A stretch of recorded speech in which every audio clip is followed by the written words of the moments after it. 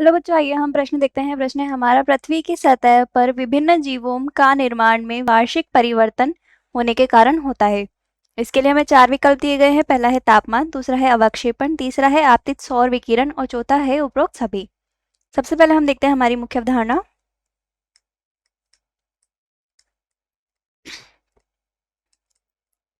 जिसमें हम देखते हैं कि जो पृथ्वी है, पृथ्वी क्या करती है, अपने अक्ष से थोड़ी सी झुकी हुई है। तो जैसे हम देखते हैं ये है एक पृथ्वी, इसको हम पृथ्वी कह रहे हैं, और ये अपने अक्ष से, इसका अक्ष जो है वो थोड़ा सा झुका हुआ होता है। ये पृथ्वी का अक्ष है और ये है पृथ्वी।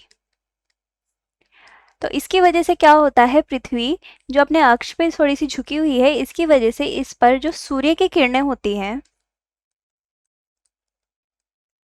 वो कैसी होती है, तिरछी होती है। इसकी वजह से जो तापमान है, यानी पृथ्वी पर जो तापमान है वह अलग अलग जगह पर कैसा होता है, अलग अलग होता है। इसकी वजह से वहाँ पे जो जो अलग अलग जगह है, यहाँ पर जो जीव का निर्माण होता है या जीव जो पाए जाते हैं वह भी अलग अलग प्रकार के होते हैं। अब हम देखते हैं कि जो पृथ्वी है वह अपनी धुरी पर यानी अक्ष पर घूमती है, जिसकी वजह से क्या होता है, दिन और रात होते हैं। क्या करती है पृथ्वी, घूमती है, जिसकी वजह से दिन और रात बनते हैं। अब इस दिन और रात की वजह से जो पृथ्वी है उस पर तापमान जो है वह भी दिन में अलग और रात में अलग होता है, और इसके अनुसार जीव अपने आप को अनुकूलित करते हैं। और इसके अतिरिक्त पृथ्वी जो है वह सूर्य का भी क्या करती है, चक्कर लगाती है,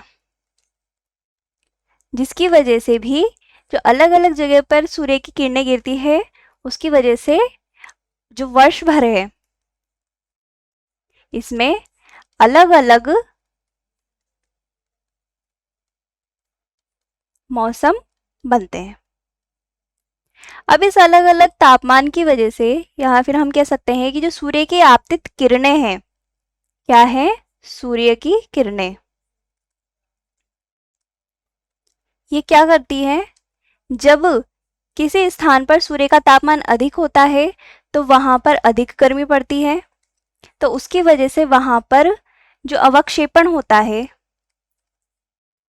वह भी अधिक होता है और वहां पे तापमान भी अधिक होता है। तो हम देखते हैं कि यहाँ पर सूर्य की किरणें, अवक्षेपण और तापमान, ये जो है ये क्या करते हैं, पृथ्वी की सतह पर विभिन्न जीवों के निर्माण में सहायक होते हैं। जो वार्षिक परिवर्तन होता है वह इन्हीं की वजह से होता है। तब हम विकल्प देख लेते हैं। हमारा पहला विकल्प है तापमान, तो यह सही है, अवक्षेपण भी सही है और आपतित सौर की विकिरण भी सही है। तो हमारा जो उत्तर होगा वो होगा उपरोक्त सभी, क्योंकि यह सभी को बता रहा है। आशा है आप उत्तर समझ गए होंगे। धन्यवाद।